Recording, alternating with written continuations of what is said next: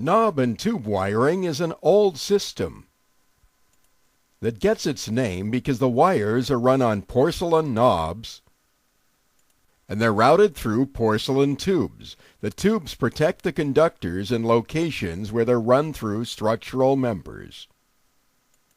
The knob and tube system was a precursor to modern wiring, and it consists of only 2 conductors per circuit. There's no equipment ground, that third slot or conductor, that's readily apparent on modern receptacles or outlets.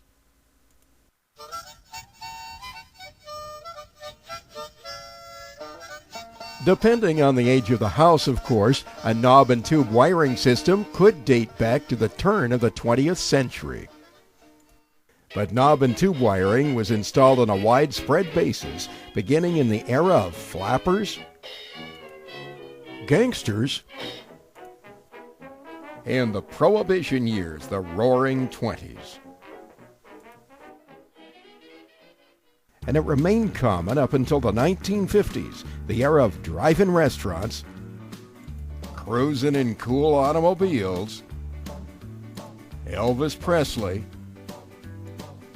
and drive-in movie theaters.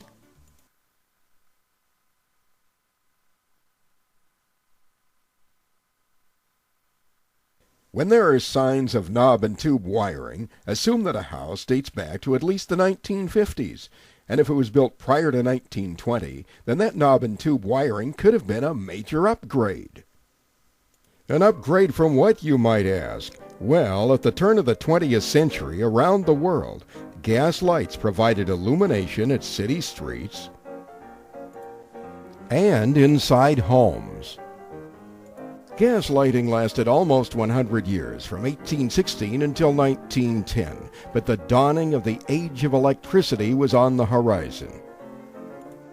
Back in 1879, Thomas Edison had invented the electric light bulb.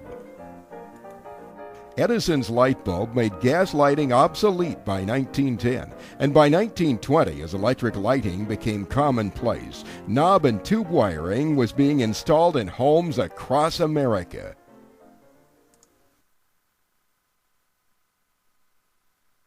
If the inspector's test equipment indicates that there's live or energized knob and tube wiring in the home that you're buying, one potential problem is that some insurance companies will not insure houses with live knob and tube wiring, or if they do underwrite the property, the premiums they charge tend to be high.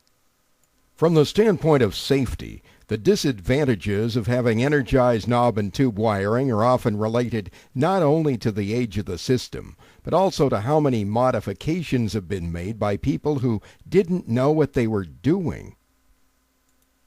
Original knob and tube wiring had rubber and cloth insulation and soldered and taped connections. Regrettably, over the years, many homeowners have cut into the wiring and added new and unsafe circuits. Common misadventures include improperly terminating energized but disconnected wiring, leaving open or inadequate wire splices, using undersized or the wrong type of wire, overloading circuits, or creating circuits with reverse polarity.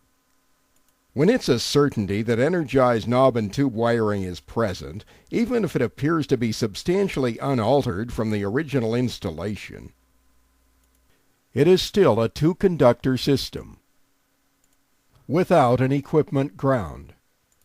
Here's another often seen problem. When knob and tube wiring is present, frequently homeowners have removed those original 2-slot receptacles and replaced them with new 3-slot receptacles. But once again, no equipment ground was ever added to the circuit.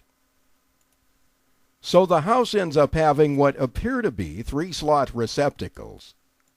But in fact, they supply no equipment ground to a modern plug. That's a safety concern. Bottom line, if the home inspector finds energized knob and tube wiring, it should be further evaluated by a licensed electrician.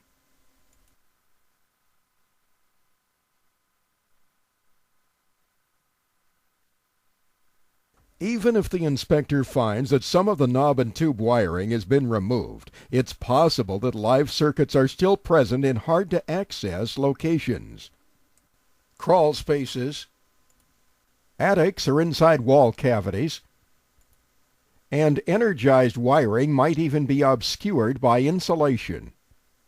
Therefore, it's the recommendation of King of the House Home Inspection that whenever there's any evidence of knob and tube wiring at a home, the system should be reviewed and further evaluated for safety by a licensed electrician.